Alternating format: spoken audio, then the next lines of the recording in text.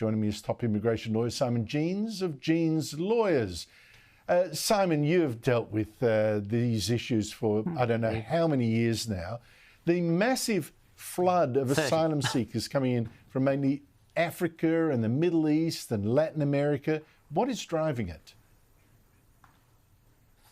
Well, Andrew, there's always been dictatorships and civil wars and poverty. It's not that that's driving it. It's just that it's become a lot easier to get in. The Western countries have made it a lot easier.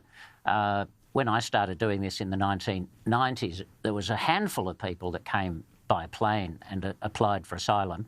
It was very expensive. It might have cost you $20,000 to get a good forgery in Istanbul or a forged passport in Istanbul, and then you pay the smuggler to accompany you to Australia. There were very few who actually arrived, and at that time I was working at the Legal Aid Commission, and we had the job or the task of going out to the Villawood Detention Centre and meeting the new arrivals, and so there were very, very few. But now you see people can get a passport, they can get a tourist visa, they can get a student visa.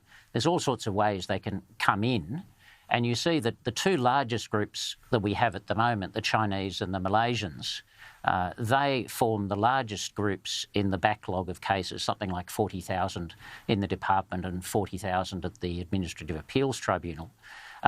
So they are the largest group, and they've come in because of the demands of tourism.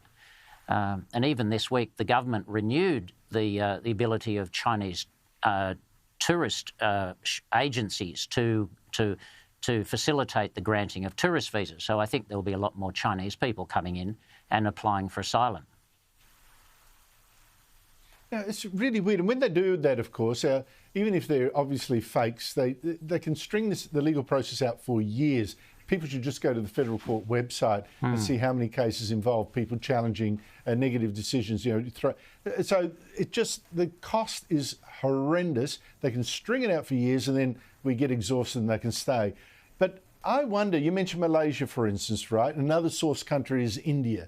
Shouldn't we declare that there are some countries like Malaysia, like India, from which we simply won't accept asylum seekers?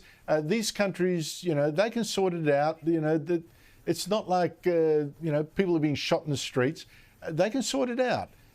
Should we be doing that? Yes, there's a whole lot of changes to the laws that, you could be implemented. The previous government did very few of these. Their main issue was the boat arrival migrants, and they were able to deal with those. And there was a fast-track system for the boat arrival migrants. And if you recall, Labor promised to abolish it, but haven't abolished it. So that's still going. They could easily, by legislation, just simply move, designated countries into that fast-track system. But I think ultimately, rather than changes to the law, it's just about priority. If the Department of Immigration or the Home Affairs Department want to prioritise these applications, they will. And unfortunately, as you said, there's a huge backlog of cases, not just in the federal courts, but in the Administrative Appeals Tribunal, where people with real cases, meritorious cases, now spend years waiting for a decision because the system is clogged with a whole lot of essentially fake refugee cases. Honestly, we need to get quite tough and I think either get out of the UN Convention, Refugees Convention, make our own rules, or, force change in that convention. This is just crazy. Simon Jeans, thank you so much indeed for your time.